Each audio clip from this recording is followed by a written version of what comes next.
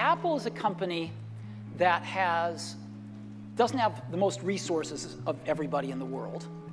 And the way we've succeeded is by choosing what horses to ride really carefully, technically. We try to look for these technical vectors that have a future and that are headed up. And technology, different pieces of technology kind of go in cycles. They have their springs and summers and autumns, and then they go to the graveyard of technology. And so we try to pick things that are in their springs. And if you choose wisely, you can save yourself an enormous amount of work versus trying to do everything. And you can really put energy into making those new emerging technologies be great on your platform, rather than just okay because you're spreading yourself too thin. So we have a history of doing that. As an example, we went from the 5-inch floppy disk to the 3.5-inch floppy disk with the Mac. Before other people, right? We were the first to do that. We made the 3.5-inch floppy disk popular. Sony invented it, and we put it in the first products. And there were some good reasons we did that.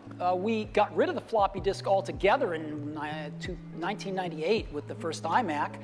We also got rid of these things called serial and parallel ports, and we were the first to adopt USB, even though Intel had invented it.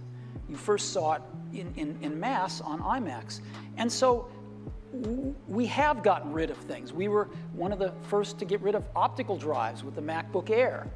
And I think things are moving in that direction as well. And sometimes when we get rid of things like the floppy disk drive on the original iMac, people call us crazy.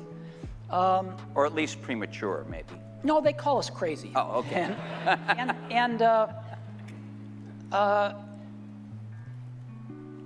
But sometimes you just have to pick the things that look like they're going to be the right horses to ride going forward. And what if people say, the iPad is crippled in this respect? Well, I'd say two things. Number one, things are packages of emphasis. Some things are emphasized in a product, some things are not done as well in a product, some things are chosen not to be done at all in a product. And so different people make different choices.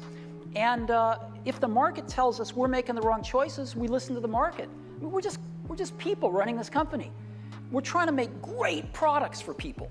And so we have at least the courage of our convictions to say, we don't think this is part of what makes a great product. We're going to leave it out.